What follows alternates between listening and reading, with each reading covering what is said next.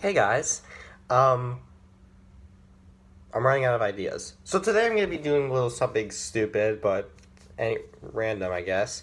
A top 10 list on movies that will finally be turning 50 this year. Now, last decade, the 2010s, the films that turned 50 were the ones that came out somewhere around the 60s. If it was 2010, Psycho would turn 50. If it was 2016, The Good, Bad, and Ugly would turn 50. If it was 2018, A Space Odyssey would turn 50. That was that. But then we're on the beginning of this new decade, the 2020s, which is so far turning out as a huge disaster. You know what I mean? The 70s will have movies that are going to be turning 50. I'm looking forward to seeing the 2027 where Star Wars will turn 50. That would be something. But so far we're just at 2020 and we're going to get the year 1970. So here are the top 10 movies that will be turning 50 this year. Now, not all of these movies I have actually seen, but since I've seen less than 50 movies, then um this is just going to be it because I haven't seen that many of the 70s. I've seen less than 10 movies of of 1970. So this is just a list of famous films that will be turning 50 this year. Let's look at the top 10 movies that will be turning 50 this year. Number 10 is The Private Life of Sherlock Holmes. That's right, a Sherlock Holmes movie. Seen all the Sherlock Holmes movies out there? There were a ton of them. One we all know is like the one for 2009 with Robert Downey Jr. But besides of those, there is one called The Private Life of Sherlock Holmes. Not a lot of people know about this movie. It's just another one of those flicks that tries to tell a little fake story about this dude. Or I don't know, give us a true story. So, what exactly is The Private Life of Sherlock Holmes trying to prove? Is it trying to tell a true story, a novel based idea? Whatever it's trying to tell you, The Private Life of Sherlock Holmes was a success. And it actually did kind of help make help these newer Sherlock Holmes movies become bigger too. I don't know, I haven't seen this movie, but all I can say is it's a film that came out in the year 1970 that did a good job by critics, and critics call it one of Sherlock Holmes' most unique films. So, there's that. Now here's a movie I actually have seen. This is actually one of the more underrated movies, The Aristocats. It's a really underrated classic that most people call one of the least exciting Disney animated flicks. I don't know, I kind of like this movie. I guess people complain it's kind of like just a cat version of the film 101 Dalmatians. That could be true. Or maybe, bigger, more memorable classic version of a film, of a very rare Warner Brothers animated flick of the 60s called Gay Puri. Don't heard of that movie. It has Julie Garland in it, but this movie's different, okay? It tries to, it tells a similar story to 101 Dalmatians, but it throws a lot of new stuff at us, so it's actually a little different. Now, I really don't see any problem with this movie. There may be some very outdated, unnecessary humor in this. There's a little thing of annoying when it comes to the music, but overall, pretty decent idea. It gets a little more unique, more I watch and a little bit more fun the more I experience it. So with that being said, I think the Aristocats is a little too underrated, and I like this movie a lot. It's a cat version of 101 Dalmatians, sure, but overall, I like it. So don't judge me. Number 8 is Catch, 22. A movie with so much. This movie is so weirdly different, really unforgettable that the poster literally shows a guy's chest hair with a little cute little necklace on it. I don't know. Catch 22 was popular at the time, but nowadays people don't really see it as something that creative at all. It is directed by Mike Nichols, an Oscar winner. Stars some pretty unique stars back at the time. Alan Arkin, Art Garfunkel, Bob Newhart, Anthony Perkins, Martin Sheen, and John Voight. And it tries to tell as much of a big story as possible. Catch 22 is fine at that. It's just maybe if they threw some if they threw a lot more at us, it'd be more popular. Oh well, I like it. Okay, it's fine. I'll do whatever. Number 7 is Two Mules for Sister Sarah, a movie by Clint Eastwood, starring Clint Eastwood. If it has Clint Eastwood in it, why should it's nowhere near as bad, right? Clint Eastwood is pretty much the god of Western actors. John Wayne, no. Clint Eastwood is what's up. Okay, he's been going through so much. And it's not just westerns he's been good at. He's also been good at action flicks, true stories, and Oscar winners as well. So, with him being great in all these flicks, it's no surprise that the western side would be just as great. So that's what we got Two Mules for Sister Sarah. It's pretty some bizarre kind of flick, but that's just what makes it fun. And since Clint Eastwood's the western star in this, it's gotta be well acted, right? Of course it is. I mean, if anybody else but Clint Eastwood, the movie probably wouldn't be well acted. I'm being a little harsh on those other actors, but overall, I like Clint Eastwood so much to the point where he shouldn't be replaced in a remake. If they remake any of those Clint Eastwood classics, if they ever remake Good, Bad, and Ugly, Dirty Harry, A Fistful of Dollars, or even Two Mules for Sister Sarah, somebody will not be happy. That means me. And you will not like me when I'm unhappy. Believe me. Number 6 is 5 Easy Pieces. This is one of those starts for Jack Nicholson, who, just by looking at the poster, looks very freaking young, okay? 5 Easy Pieces was a nice little start to Jack Nicholson's big career, as the 70s was the first decade where Nicholson is actually going to start with a big career. He did have a big start in the movie Easy Rider, but then when he went on to the 70s, he got ready for films to move on after 5 Easy Pieces. After this, he won so many Oscars. One flew over the cuckoo's nest. He didn't win those Oscars, but the movie did. And then around the 80s, he went on Perfect, and so the 90s, and so on. Jack Nicholson's gone through a lot. And this is where 5 Easy Pieces comes in. It's trying to be a start for his career of the 70s.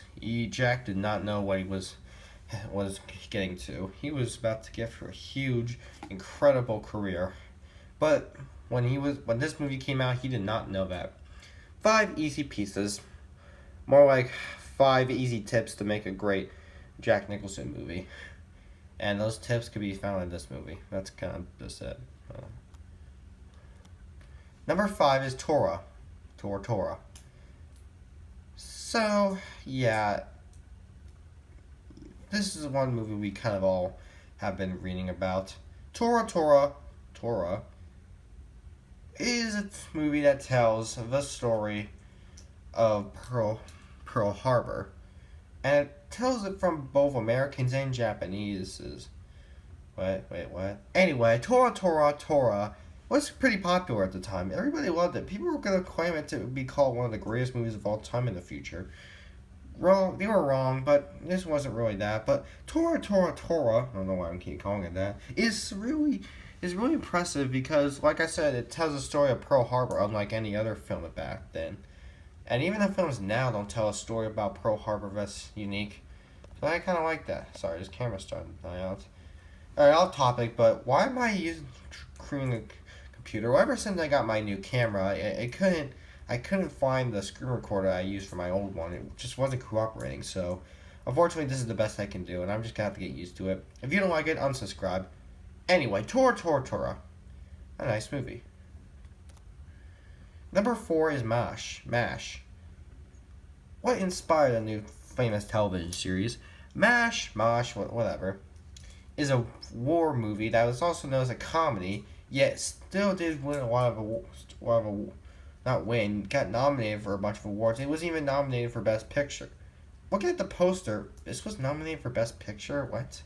MASH is funnier than you think, and actually it's more unique than you think. You think MASH is just going to be one of those comedies that just doesn't give a crap about what story they're telling and won't be taken seriously. Now, this is actually one of those great comedies that is taken seriously and does actually work for a story. Some people call it one of the greatest comedies of the 1970s, yet, well, like 5 Easy Pieces, MASH did not know what he was about to compete with. All the upcoming comedies of the 70s are much more bigger than this one. Like, believe me, you can't compete against Blazing Saddles, Monty Python, The Holy Grail, Annie Hall, Animal House, or so on. But MASH still works perfectly. And reading all the quotes on the poster I chose, I think you can tell this movie was pretty unique. And I guess maybe it isn't really that much of a surprise it got nominated for Best Picture. Number 3 is Kelly's Heroes. The heck is this movie? Whatever it is, it looks pretty awkward. It's a very strange kind of awkward, but hey, it has some nice stars, right? I mean, it has Clint Eastwood in it, Telly Savalas, Don Rickles, Carol O'Connor, Donald Sutherland. It's some kind of film, weird kind of comedy type idea that honestly doesn't make sense. I don't know why this movie was so unique. It just was. Kelly's Heroes. Okay, it looks like they're going through something. I mean, is Kelly's Heroes anything that powerful? It's Kelly's Heroes. Come on. What's not to love?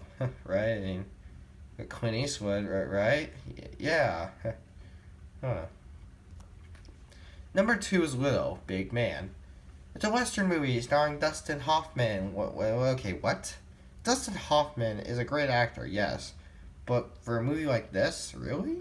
I don't know. I don't really see Dustin Hoffman in many performances like this. But anyway, Dustin Hoffman did do a good job with this movie. And this movie did help his career out a little bit. I mean, think about in the 80s where he's going to be dressing up as a woman.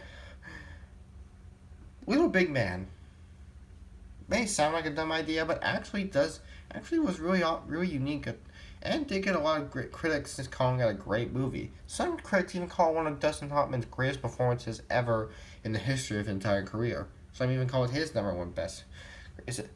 This could be the number one best movie of the first year, 1970, and could be the one great film that turned 50. But what exactly is the one film that is turning 50 this year that we should all be celebrating the most? Patton. We need to be celebrating Patton the most. This is the movie that is the one that is turning 50 this year. And believe me, Patton is much better than you think. You'll think it's dumb, it's not. It's a real war story. George C. Scott literally stars in this movie. Patton, man, come on, what? I mean, Patton's the one movie that needs to be celebrated the most this year for its 50th anniversary. It tells us the story bigger than we think.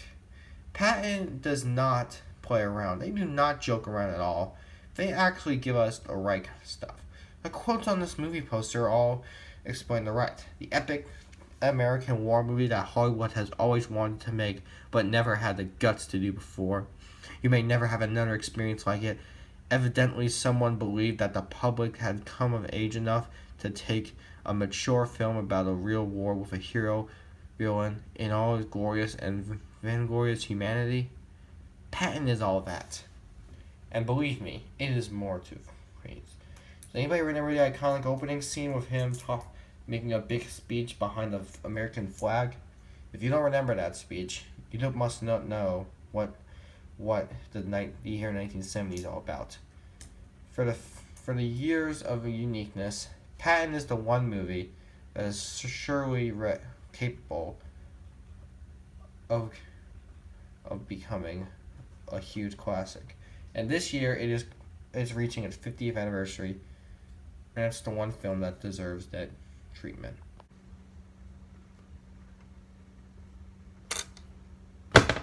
Well, that was a big waste of time. I barely talked anything about those movies, but like I said before, I'm out of ideas, so this is what I got. Will I do this again for some other years? Probably. I might, yeah. I will. I think I might. I probably will, yeah. I think I don't see why not. Oh my god, I don't know what I'm doing in my life, but there you go. You wasted your time watching this video, but but believe me, at this point in time, do you really have anything better to do?